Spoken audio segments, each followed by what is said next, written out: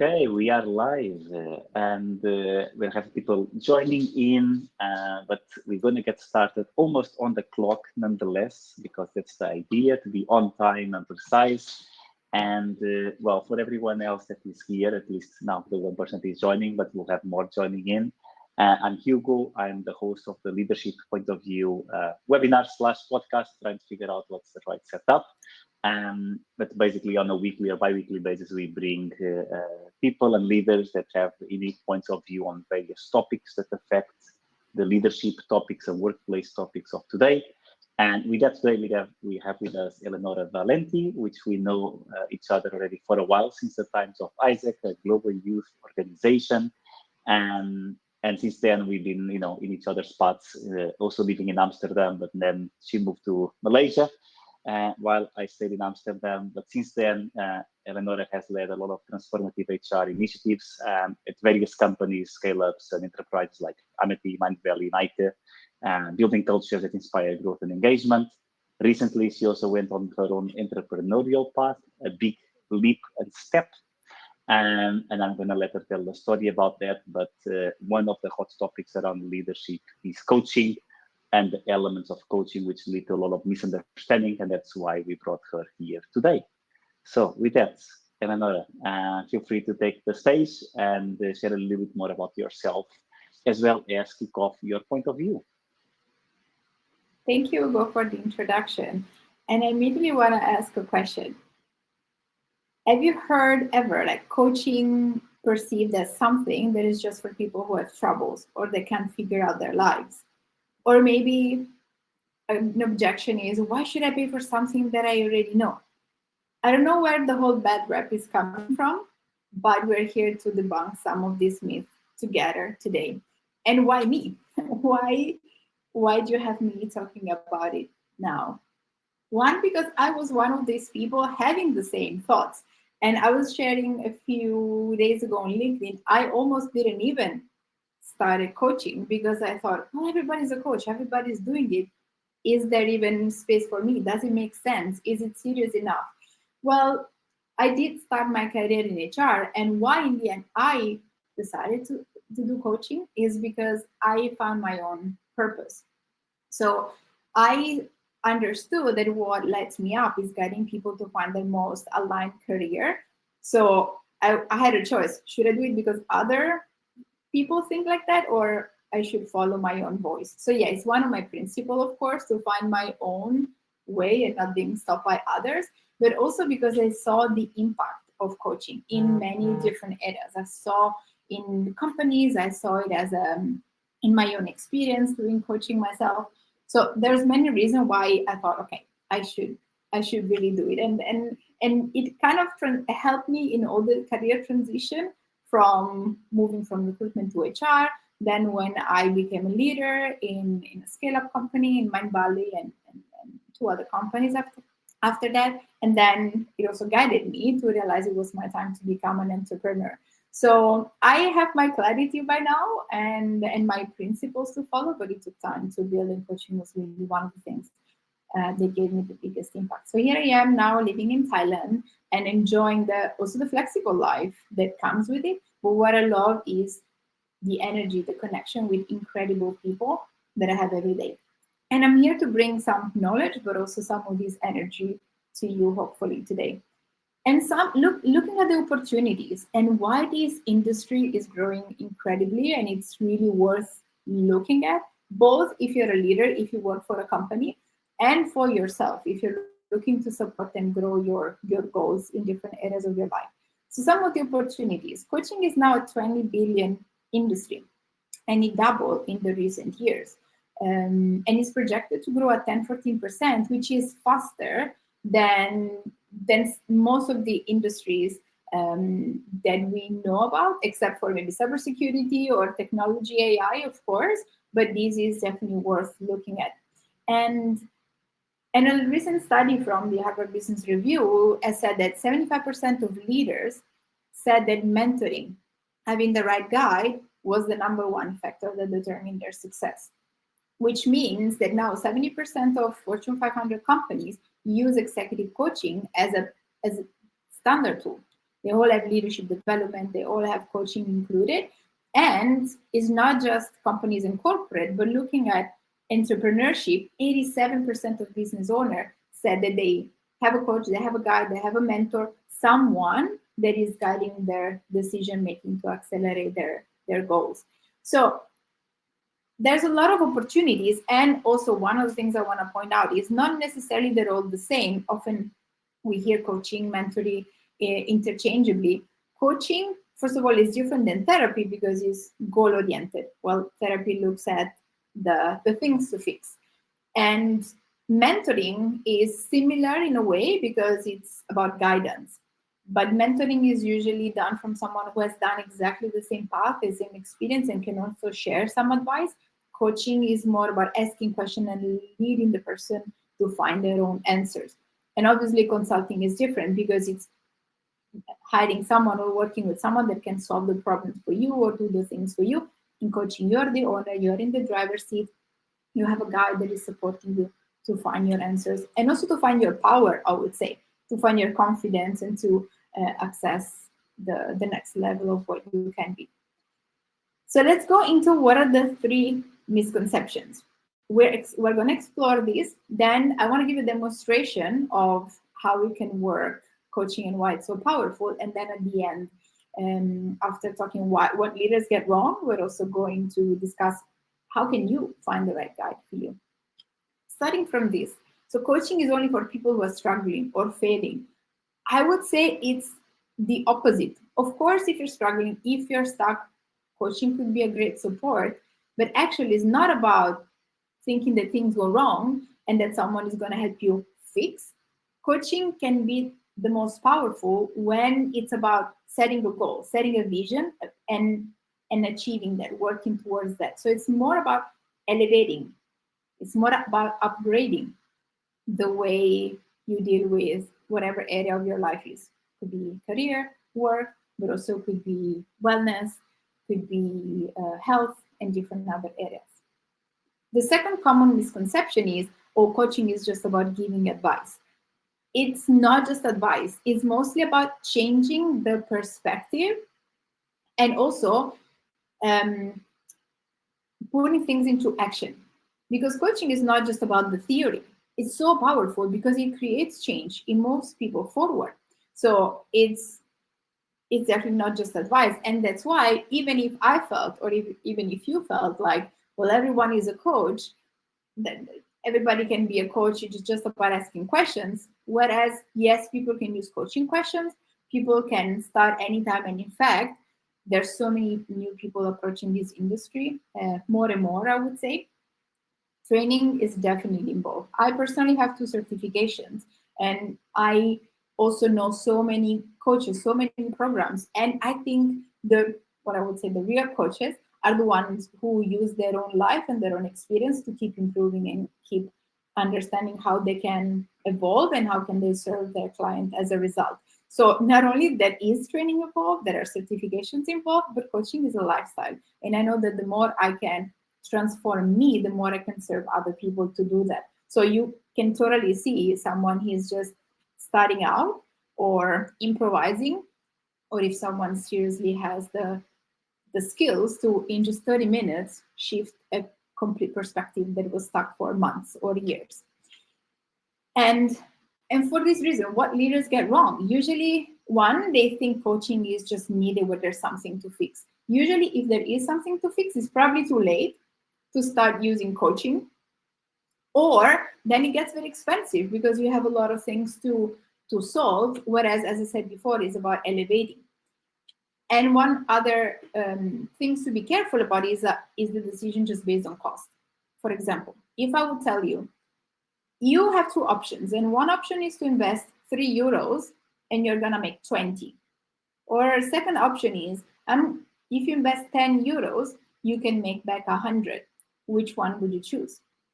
So not coaching is the same because the coach, the experience, how the journey is developed, they bring different results. So it's not, of course, we all have budget, so we have to be mindful of that. But at the same time, I would say let cost always the last thing to look at. First, look at, is it really bringing me the transformation that I want for me or for my team?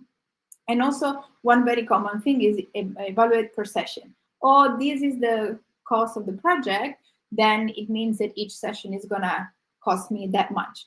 But the power of coaching is not just like any development journey, is not just the 1 hour, 2 hours of training.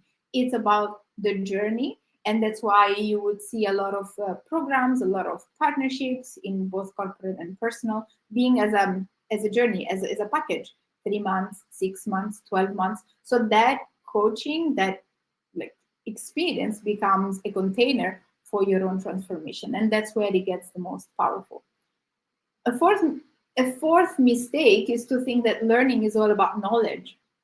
And first of all, there are plenty of talent development models. So development is not just knowing, but it's also about the social aspect, the learning, and that means that like coaching is about transformation. It's not just about knowing things, and that's why the investment is needed, because it's not just free information you can find on ChatGPT or the internet.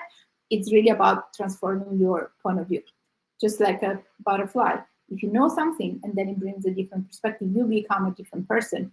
And that's what I mean by the difference between learning and transformation.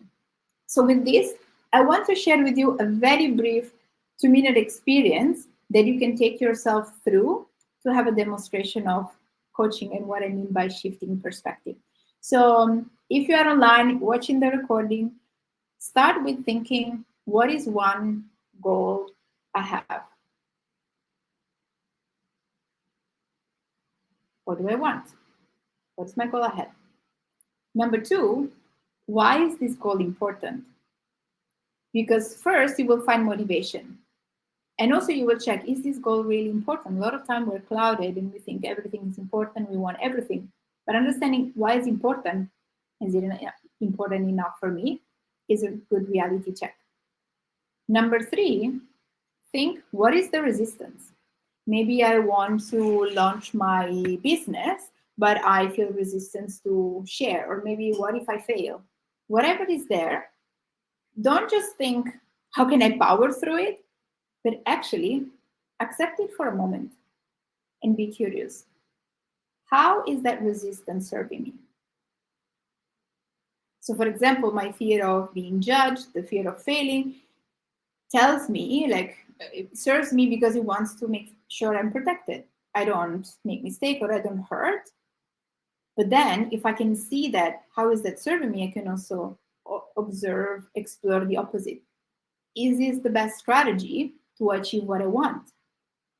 And if my goal is to start a business, maybe for freedom or for like financial abundance, then that fear, that resistance is definitely not the best strategy to achieve my ultimate goal.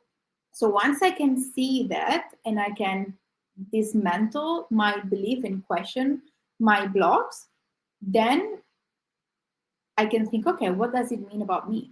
What do I actually want to do? And as we said before, it's about putting things into action. So now that I can see that I have this insight, what is one insight I can use to put things into practice? This was very short. So of course, go back to the recording, see, try it, because this is the basis of seeing the other side and find your own answers from within. If you're curious for yourself, for your team, how can you find the right mentor for you? I would say 6 things are the most important ones. 1, understand what's their personal style, and if you feel a match, do they have a relatable experience? They can understand at least your field. Can they share relevant examples of transformation, the case studies or any other examples that they share? Is it what you want? 4, understand if their methodology fits for you. And also check your feeling. Do you feel called? Even if it's a bit of feeling challenged, like a little bit uncomfortable, that could be a good sign that that is exactly the person that is going to make you grow. And 6, but not least important, is the value match. For example, for me, based on my value, I always look for people that are in service and not just sell or sell quick fixes, because it's not what I'm looking for. This is not what I believe in. But for you, it might be different. So the 6 points, you can turn them into question. And you can use this checklist anytime when you're evaluating a program or a person. So I would say, number 1, what is your style around coaching? Something you can ask. Can you share your experience and how it relates to mine? So for example, I attract a lot of people that either want to start their own entrepreneurial journey, or they feel unfulfilled in their career and they're looking for not just a new offer, not a new job, but something that lights them up, because that's exactly what I've gone through. So you can ask the same thing to people that that you're considering for your coaching. Number 3, what kind of results I can expect from this? Can you share case studies? Number 4, how will we work together? How often? What is included? What is the journey? So it's not just the sessions, but how could it work? For example, I loved when I was leading HR for a different organization, whenever we had training program, I always try to combine some coaching elements either done from the HR team or done by externals, because that is what is going to power up the learning. But other coaches might have different approaches. Number 5, what do you expect from me to get the best result? And this is a bonus question that I would say to you, because you are the owner of your own growth. So the coach is not just going to give you things, but the more committed, the more motivated you are, and then the better results you can get. And last but not least, what are your values? What are your why? So now you have seen the other perspective of the myths. You also have a checklist, something that you can use to find the best person that is going to support your growth and your upgrade. And as I said, if you feel even a little bit uncomfortable, resistance to try to set your goals, know that your walls are not, like your blocks are not a wall. That means that you don't have to do it. Sometimes they're just a door. So be curious and see what's the other side. I hope I made you curious with these insights. And I'd love to see if there's any question or what aspects you want to touch more in details. Well, first of all, thanks, Eleonora. This was really, really insightful and really interesting. I see a question already. Maybe we're gonna get started with a question from the audience from Pekka, and then maybe I have a few questions of my own. So her question is, how can I, as a leader, effectively coach with a remote team, as they are not exposed to their daily operational work? And that's more on the angle of being the coach to the team. So what are your thoughts on this one?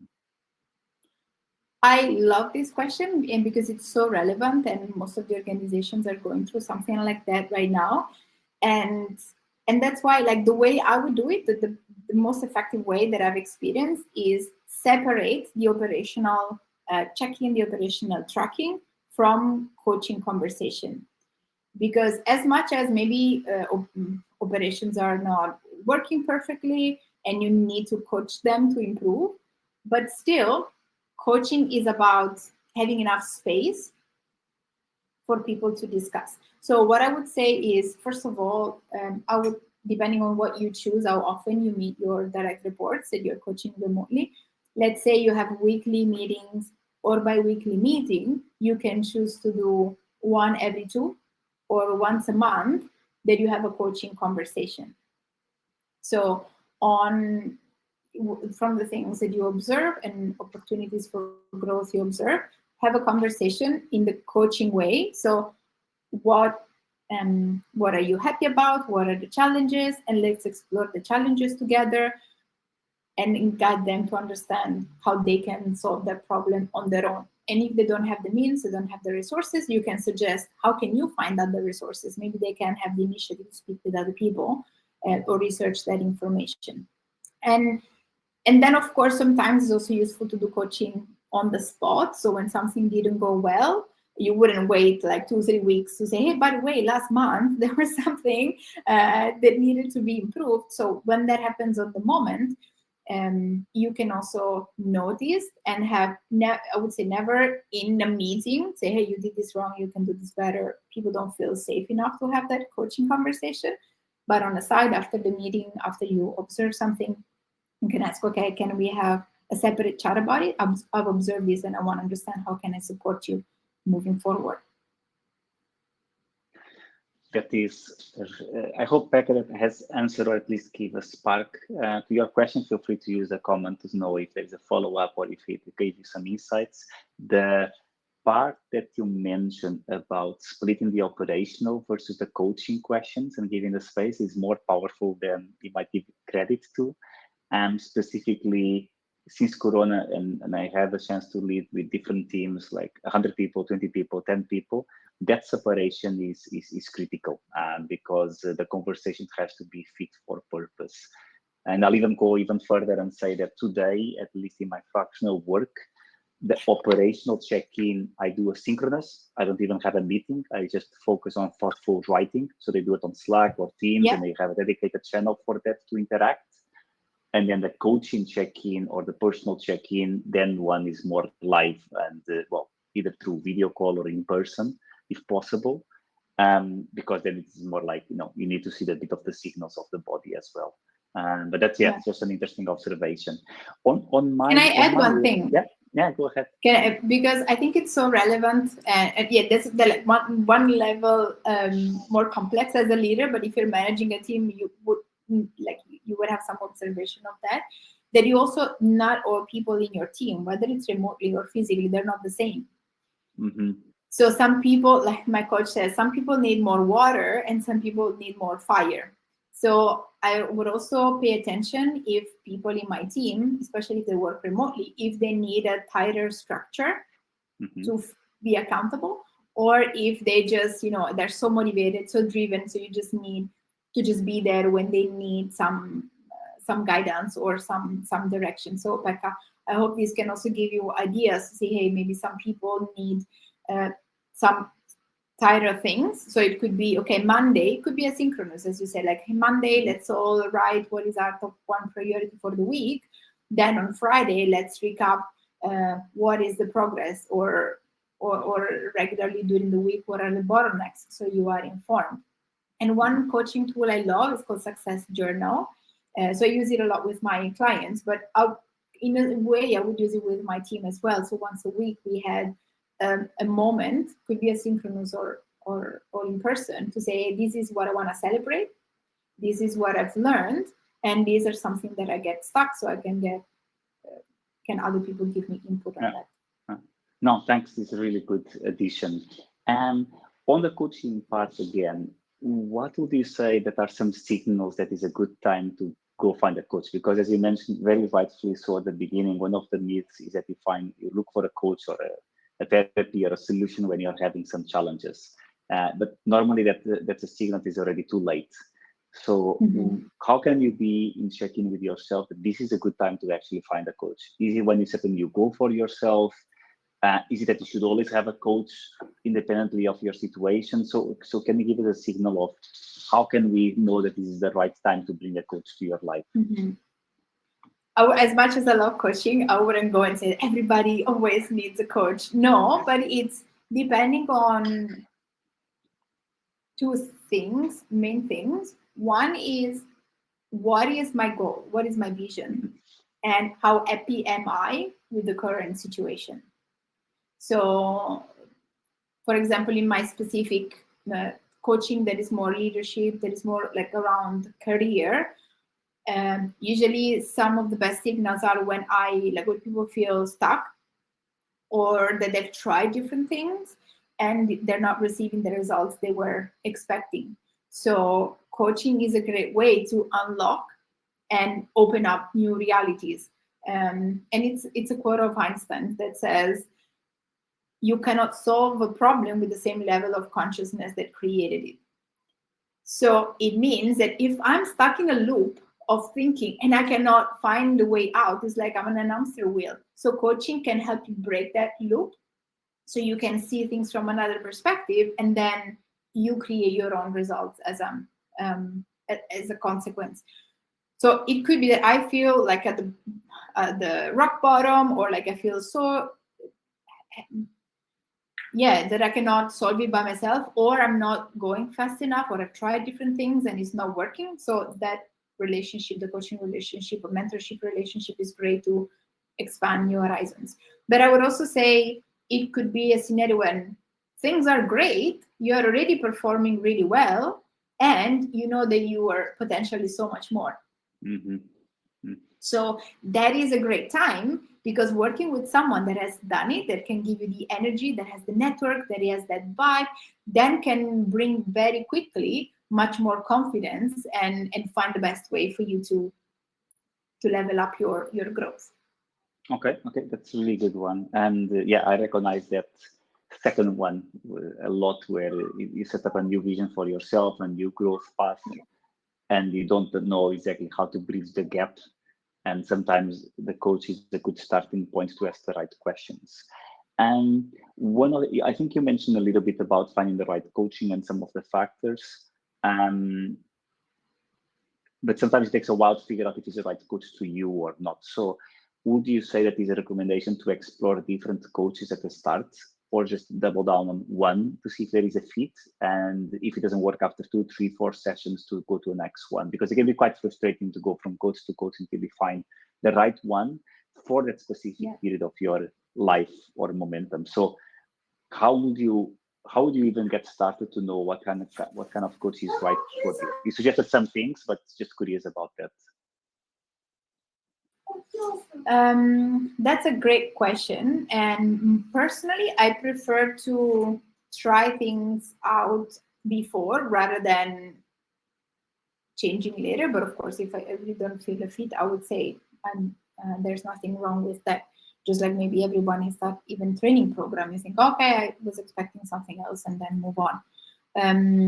But I personally, I do, because I care about my growth a lot. So I always have things on the horizon, like people that I follow on LinkedIn or Instagram. I build relationship as a regular practice. And I would say if you're, especially if it's career related, if you maybe want to change job, maybe you want to elevate, you know what is your vision, I would say network and explore, even if you're not looking for a coach right away, because in the moment you need, then you would have seen enough about people in your network. You would know who resonates more with you.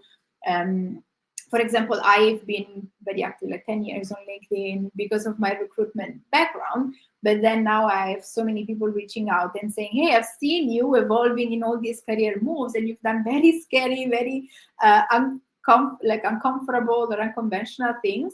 And I would like that. I want to have more courage. I want to have more confidence. So because I've shared so much and they've seen me in different moments, then they contact me. And I would say do the other way around. If you put that, like, if you know what is your target, what is your goal, whatever area of your life is, build relationships. So when the time comes, of course, ask to see, maybe you can try one of their low ticket offer. Maybe you can try a free webinar. Maybe you can see if they have like talks or like this we're doing today, right? So check what is available about them, because most coaches would have. Or if you're working for an organization and you can't find about that specific coach, ask them, can you come and give a demonstration? I always do that. So I think it's important. Yeah, thanks.